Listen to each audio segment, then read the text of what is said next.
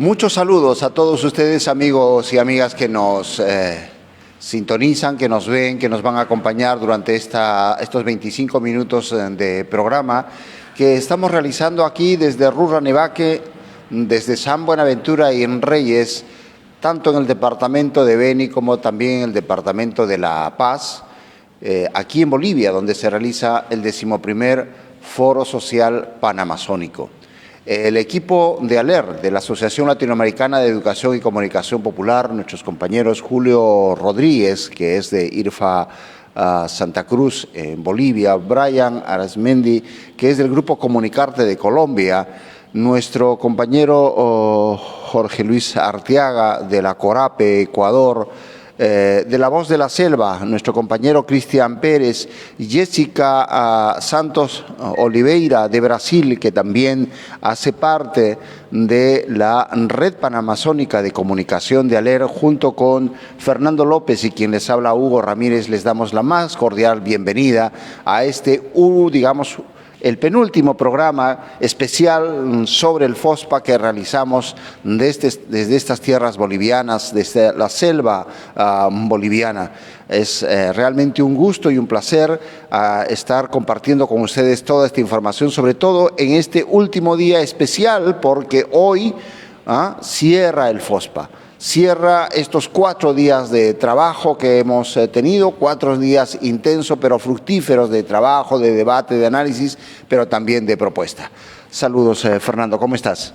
Buenos días, Huguito, buenos días, compañeras, compañeros, compañeres. Estamos cerrando, y uno siempre, yo mantengo la idea de que todo lo que se cierra se abre, porque es una manera de darle continuidad a la vida. Y estamos cerrando unos días de reflexión muy profunda, necesaria, si se quiere, de vida, con muchas miradas, la mirada de las comunidades, la mirada de las organizaciones, la mirada de técnicos, de organizaciones no gubernamentales, de agencias de cooperación, pero fundamentalmente de la academia. Aquí hay un conglomerado de personas que han estado reflexionando la vida en la Amazonía, pero la vida en la Amazonía es nuestra vida, Y creo que es día de declaraciones, y hay que declararle la total simpatía y lucha por la vida. Para la guerra nada, como dice una cantante Marta Gómez, colombiana. Para la guerra nada, porque solo le pido a Dios que la guerra no me sea indiferente, que la reseca muerte no me encuentre vacío y solo sin haber hecho lo suficiente. Y creo que estos espacios demuestran que se hace lo suficiente, aunque no sea todo lo posible por hacer. Y en esas declaraciones, Huguito, ayúdame, porque creo que vale la pena compartirles que en el equipo de comunicación previo al Foro Social Panamazónica se estuvo trabajando algunas ideas para incorporar un par de textos en la declaración final. Y nosotros como ALER estuvimos insistiendo en que creo que es muy importante que nos inspiremos en las diversas y variadas formas de comunicación de los pueblos y nacionalidades.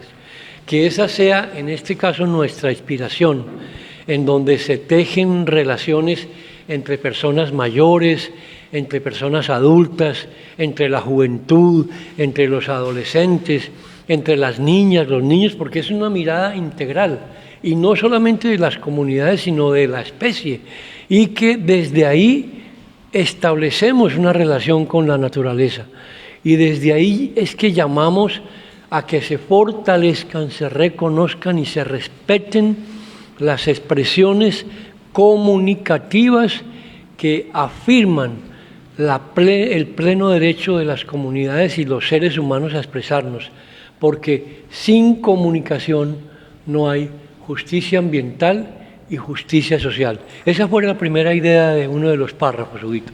Y la segunda idea, es decir, Esto que estamos dando a conocer y que Fernando está haciendo énfasis y que voy a compartir el segundo párrafo, es la propuesta que desde ALER, desde los espacios de reflexión, hemos venido realizando no de ahora, sino desde muchísimo tiempo. Y entonces, como ustedes comprenderán, nuestra apuesta comunicativa y nuestra presencia aquí en el Foro Social Panamazónico no responde únicamente a realizar una labor comunicativa en términos de cobertura, que es lo que corresponde a todo comunicador y comunicadora, sino también a hacer un planteamiento concreto respecto de cómo entendemos la comunicación, ¿verdad?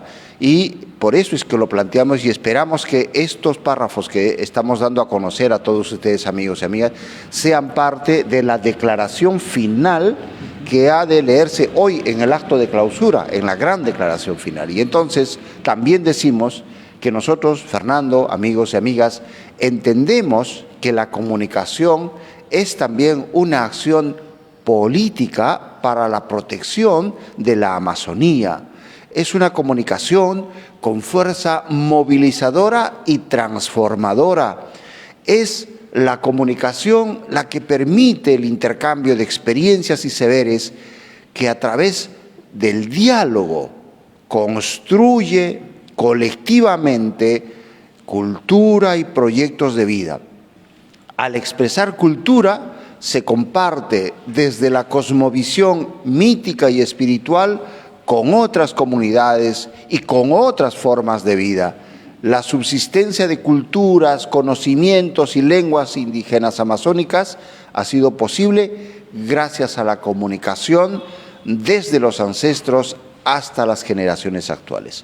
Son dos párrafos concretos que hemos propuesto se incluyan como ALER y como movimiento de la comunicación popular alternativa comunitaria en América Latina.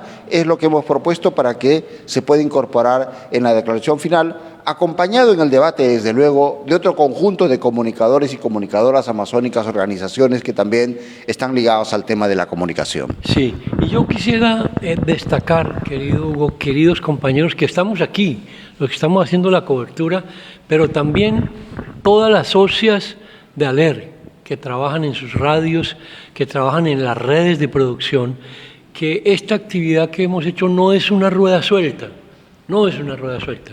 Esto se conecta, nosotros venimos haciendo desde hace un mes y medio una serie de reuniones con las redes sobre un tema que tiene estricta conexión con esto, porque estamos pidiendo que hagamos una reflexión sobre identidad y contexto.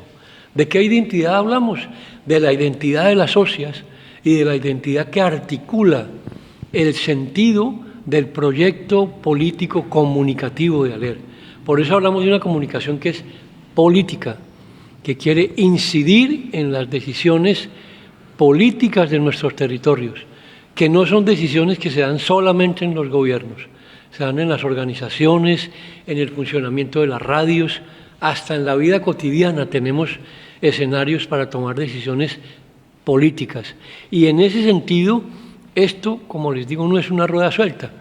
Y esto que comenzó con este folleto, yo quiero que ustedes lo miren bien, este es un trabajo que se presentó el día lunes de esta semana en la Universidad Católica de La Paz, con colaboración del SECRAT, con colaboración de Herbol, con colaboraciones de instituciones socias, y fue un producto, como la UAC también, que estuvo financiando, y es un trabajo que hicieron 3 socias de ALER, la investigación que hizo Comunicarte en Colombia, la CORAP en Ecuador y la Coordinadora de Radios en Brasil, y fueron investigaciones hechas por compañeras, compañeros de las radios que trabajaron con las comunidades, la relación que tiene importante la radio comunitaria con los procesos organizativos de las comunidades y de las voces de la Amazonía. Sí, y destacar también que los comunicadores y comunicadoras el día 11, porque el FOSPA ha iniciado el día 12, ¿verdad? El día 11 los comunicadores y comunicadoras hemos tenido la oportunidad de reunirnos un día antes aquí en Rurrenabaque, precisamente para trabajar, ir afinando esta propuesta de pronunciamiento. En realidad hay un pronunciamiento ya mayor, pero de ese pronunciamiento, digamos, hemos hecho énfasis en lo que hemos dado a conocer. Pero ese trabajo de afinamiento del día 11 fue realizado incluso en un evento anterior que hemos tenido, también vía virtual, ¿no? Y en donde ya se perfilaron una redacción, digamos, propuestas iniciales que luego circularon entre diversos medios y compañeros de comunicación y que concluyó en un pronunciamiento y que hoy estamos dando cuenta por lo menos de los aspectos centrales que desde ALER consideramos deben estar presentes en la declaración final que se va a dar a conocer ya en el acto de cierre que arranca desde las 8:30 de la mañana y que culmina a las 12:30 del mediodía. De 8:30 a 10:30 tenemos la aprobación en plenaria de las conclusiones del 11º FOSPA y de 10:30 a 12:30 el acto de cierre. Sí, y habría que decir también, compañeras, compañeros, que así como en el tema de la comunicación se hicieron, digámoslo así, todos unos procesos previos de preparación de los temas, o sea, el FOSPA es un punto de llegada y de cierre de un proceso que se relaciona con el anterior. En todas las mesas hubo trabajos previos, por eso se llegaron con muchos insumos y la reflexión fue rica en eso, rica en recuperar las reflexiones, las experiencias de vida, los problemas, las situaciones conflictivas, los riesgos que se cumplen acompañando a estas comunidades, que son riesgos que ponen en algunos escenarios en peligro la vida misma, no solo la vida de la Amazonía, sino la vida de las personas que viven ahí, de las comunidades originarias, de las personas que acompañan. Y me alegra que tengamos ahora, en esta parte de inicio de la transmisión, a una persona que ahorita él nos contará, el padre Darío Bossi, de la Iglesia Sin Minería, la Iglesia Sin Minería. Ayer hicimos una entrevista muy linda sobre ese tema. Pero padre Darío, buenos días, muchas gracias por estar por aquí y que nos pueda compartir cómo ha visto estos 3 días, cómo fue la preparación suya para venir, bueno, cuál es su misión en esta vida hermosa en el planeta Tierra. Muchas gracias, buenos días a todos, todas que nos escuchan. Sí, yo soy de Brasil, vengo desde las realidades de minería realmente muy afectadas. Tenemos una red ecuménica en el continente. Estamos acá con un grupo bueno, como unas 20 personas de diversos territorios. Incluso antes del FOSPA aprovechamos para hacer un intercambio en Oruro, a donde se encontraron personas de Argentina, Ecuador, Brasil y Bolivia para reflexionar sobre los impactos del litio, que es muy conectado a las transiciones minero-energéticas. Y este fue uno de los muchos temas que tratamos acá en el FOSPA. Como un balance, pienso primeramente, quería felicitar con la Iglesia. La Iglesia ha tenido una presencia muy fuerte en el FOSPA. Me impresionó el número de personas conectadas con las pastorales sociales, Cáritas, tenemos 3 obispos, muchos religiosos y religiosas, y tuvimos un itinerario de adentro del FOSPA, de la Iglesia también se repensando, se organizando. Tuvimos un día y medio de reflexiones de planeamiento. Estamos todos organizando en ruta Laudate Deum, un itinerario del FOSPA, pasando por la COP de la biodiversidad en Colombia, la COP 16, hacia la COP 30 en mi país, en Brasil, en Belén. Así que la Iglesia también tiene un plan, tiene un itinerario, está acá con ideas claras. Esto me gusta mucho.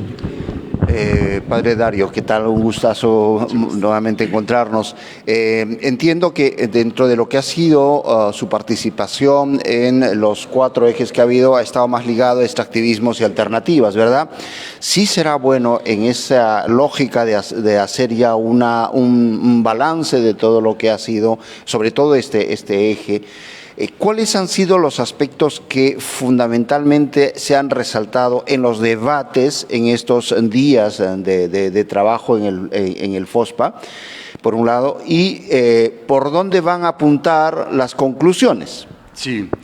Bueno, como todos los ejes, hemos visto y concluido que estamos realmente en un punto límite de la historia de la humanidad y de la relación con el planeta, ¿no? El eje del agua, el eje de las mujeres, de los pueblos indígenas, territorios y el nuestro. Todos llegamos a esta conclusión que sentimos en nuestro cuerpo, en nuestra piel, en el cuerpo de la tierra, ¿no? Por el agua que viene faltando, por los incendios, por el calentamiento global. Desde el punto de vista del extractivismo, hemos concluido que esta es una falsa solución de desarrollo, porque es un desarrollo muy corto, como si no tenga mirada de gafas, ¿no? que visiona solo lo inmediato, pero no tiene una visión para lejos, ¿no? No tiene futuro, no se preocupa con las próximas generaciones. Es la lógica del saqueo, ¿no? El saqueo, como dice el Papa Francisco, es un sistema de extraer, consumir y descartar que no va a demorar mucho más porque estamos al límite del planeta.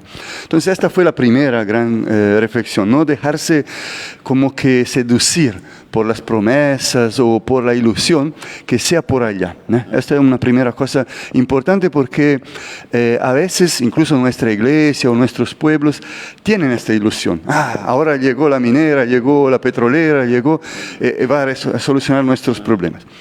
Segundo, hemos visto cuáles las reacciones y hemos valorado mucho las resistencias de los territorios y la importancia de interconectarlos.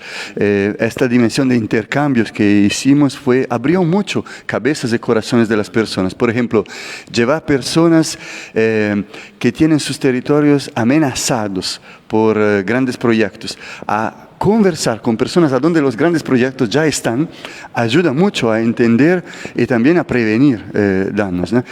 Tercer, hemos visto la importancia también de propuestas de economías circulares, locales, con base en territorio, que son la solución y que tienen que ser exigidas también desde el punto de vista político, porque es claro, hasta ahora nuestros gobiernos todos, y esto es muy interesante, independiente de la mirada de un partido o del otro, eso hacen la opción por el extractivismo. Hay que cambiar la opción de los gobiernos para una opción para las comunidades, los territorios, ¿no? Entonces hay una gran presión política que tenemos que hacer.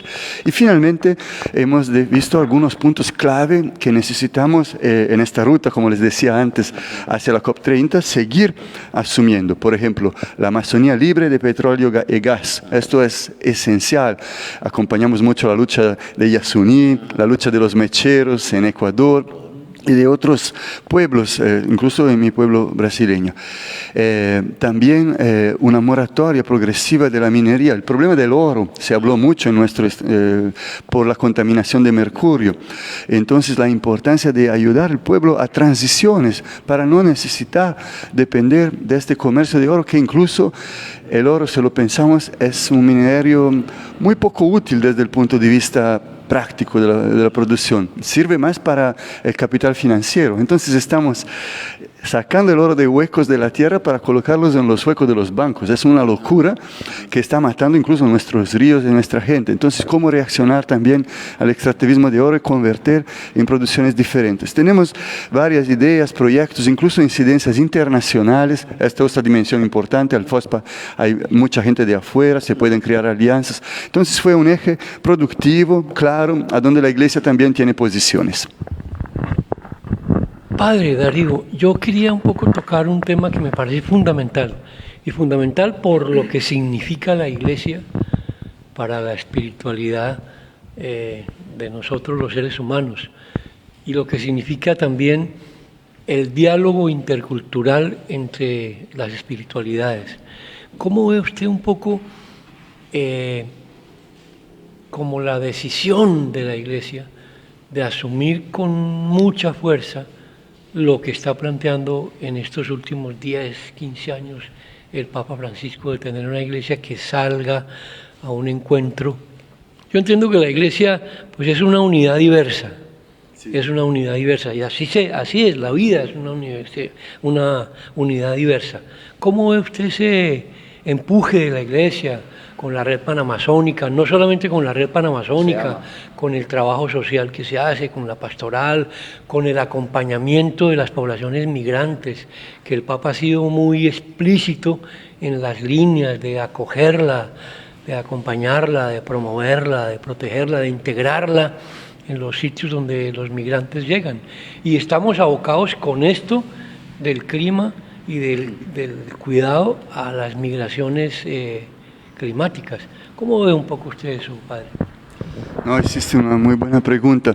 Cuando el Papa Francisco nos llama a salir, de hecho creo que nos da como que dos grandes objetivos. Uno, salir al encuentro de los descartados, de las periferias, de los que están a margen. El otro, en ese sentido, en una dimensión de servicio y de rescate de la dignidad, de profecía, de incidencia, de exigencia de derechos.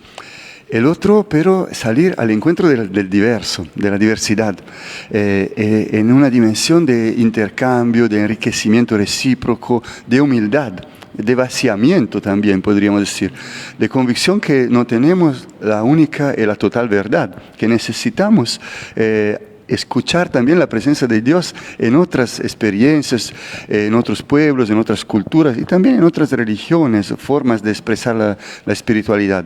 Entonces son dos formas muy ricas de abrir el corazón de la Iglesia. En este sentido, el Papa siempre nos llama a la importancia del diálogo con los movimientos populares, ¿no? Los llama de poetas sociales. Y dice, la Iglesia tiene una experiencia, una mística, una profundidad, pero no tiene todo. Los movimientos a veces tienen otras experiencias y juntos podemos de un lado nosotros evangelizar y dar esperanza y sumar desde nuestros valores y del otro aprender mucho de los otros. Así por ejemplo ha nacido Repam, así también se ama como el desafío de salir de nuestros propios territorios y pensar una iglesia más interconectada. Y en esta interconexión, como tú decías, entran todos los desafíos de las migraciones, de la dimensión socioambiental, de la dimensión intercultural, de la inculturación de la fe, del diálogo. Entonces creo que se abre un campo. Y el FOSPA fue un poco eso, ¿no? No fue un evento religioso, pero como decíamos al inicio, tener una iglesia tan viva, esto da esperanza. Teníamos acá 3 obispos, qué bueno ver caminando con el pueblo, eso es muy bueno. Bueno, yo me quiero salir un poquito de la dimensión más espiritual, religiosa, y quiero ir al terreno político, porque también este es un tema político, ¿verdad? Entonces, ¿cuál es su valoración respecto de los ritmos de los procesos que se lleva desde el movimiento social respecto de lo que significa las acciones desde los gobiernos? En septiembre del año pasado hubo la cumbre de presidentes amazónicos en Brasil, precisamente en Belém do Pará, ¿verdad? ¿No es cierto? Entonces, ¿cómo va los avances de ese sector, de los poderes de decisión, ¿no es cierto?, respecto de lo que vienen haciendo los sectores, los movimientos, las organizaciones, los pueblos y las comunidades? ¿Qué valoración tiene usted en relación a esto? Es una pregunta desafiadora. Estábamos allá en Brasil, en la cumbre de presidentes. Fue interesante porque inicialmente se había pensado la cumbre solo entre los presidentes, como 8 personas decidiendo sobre la Panamazonía. Y hubo mucha presión de los movimientos populares y de la iglesia también para que no nos quedáramos afuera. Y logramos en pocos meses forzar la participación. Y fuimos como que más de 30.000 personas allá. Una marcha grande. Logramos llevar 5 representantes de las organizaciones a hablar directo con los presidentes. Es decir, forzar las puertas para que ellos no se sientan los dueños de los territorios. Y ese es un primer problema. Los gobiernos cada vez más, como decíamos antes, claro, hay diferencias, pero es fuerte la tentación de una alianza de los gobiernos con el poder del capital, el poder económico, las grandes empresas, incluso transnacionales, para vender los territorios, para optar para una perspectiva de lucro para pocos, una dimensión de acumulación que deja cada vez más gente y aumenta la distancia entre los pequeños y los grandes. Entonces yo pienso, la primera posición nuestra es decidir a dónde estamos como iglesia, ¿no? Vamos a dialogar con el poder político, pero a partir de una posición clara, que es la posición de quien quiere estar con los pequeños. Defiende su voz, lleva su voz, las personas a este diálogo. Claro que después también tenemos que asumir y reconocer algunos señales de esperanza, porque hay en algunos gobiernos, ¿no? Entonces, cuando un gobierno, como lo de Colombia, ahora para hacer algunos ejemplos, empieza, por ejemplo, un discurso claro de transición para quedarse afuera de la extracción de petróleo, nosotros decimos, sí, esto es importante. Cuando un gobierno como el de Brasil lucha contra la deforestación en Amazonía, perfecto, vamos juntos, ¿no? Entonces, valorar lo que se hace, estimularlo, pero sobre todo cobrar e insistir. La voz profética de la Iglesia es todavía muy poderosa, muy importante. Los mártires de su historia, que siguen hoy, tal vez no tanto con padres y obispos, pero hay muchos mártires, mujeres y hombres de a pie, del pueblo, que todavía están dando la vida, y nosotros como iglesia tenemos que asumir su voz y decir a los gobiernos, esta voz es más fuerte, más poderosa que la de un gobernador, es esta que tiene que hablar. Ahora, ahí yo solamente quisiera, muy bonita su reflexión, pero quiero citar algo en relación a lo que estaba diciendo ahora Hugo, de cómo la espiritualidad es política. ¿Por qué? En una ocasión unos sacerdotes le dijeron al Papa, estamos cerrando un ciclo de formación, Su Santidad, denos un consejo. Y el Papa les dice, métanse en política, porque lo que le falta a la política es la orientación de ideas y pensamientos que vayan en función del bienestar de la gente. Y buscar el bienestar y el buen vivir de las personas, eso es política. Organizarse, acompañar, eso es política. Porque desde esas realidades es que se toman las decisiones en cualquier instancia, en la familia, en la comunidad, en el grupo, en el barrio, en la sociedad, en el país, en el mundo. Y a ese tipo de escenarios les falta tener claridad de desde dónde y en función de qué se toman las decisiones políticas. Me pareció muy interesante. Estamos cerrando, queridas compañeras, queridos compañeros, compañeres, esta emisión inicial del último día del FOSPA que cierra para abrir, porque así es la vida. La vida se cierra, se concentra y vuelve a florecer. Y yo siento que eso es lo que está pasando con este FOSPA y hoy vamos a ver las flores que van a salir de este proceso y el camino que hay que continuar, porque es un camino también que viene de atrás, que se potencia, que se indigna, pero como yo decía ayer, se indigna con esperanza y no con violencia, no con guerra, con vida. Huguito. Sí, muchas gracias y agradecer también al padre Dario Bossi por haber estado con nosotros de Iglesia Sin Minería y realmente ha sido bastante aleccionador para nosotros también escuchar sus reflexiones. Así que le vaya muy bien y también que les vaya bien a todos ustedes amigos y amigas que nos están escuchando día a día. Hasta luego.